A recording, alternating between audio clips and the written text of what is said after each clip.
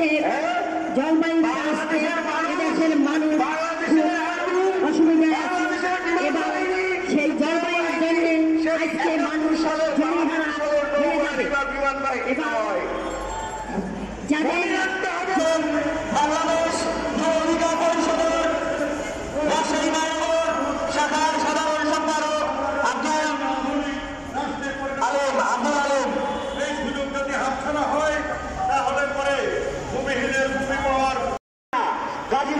আমরা প্রতি বছর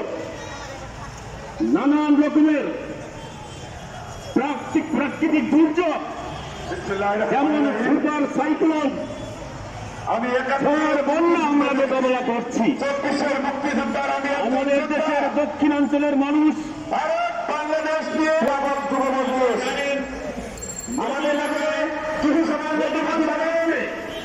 এই জলবায়ু পরিবর্তন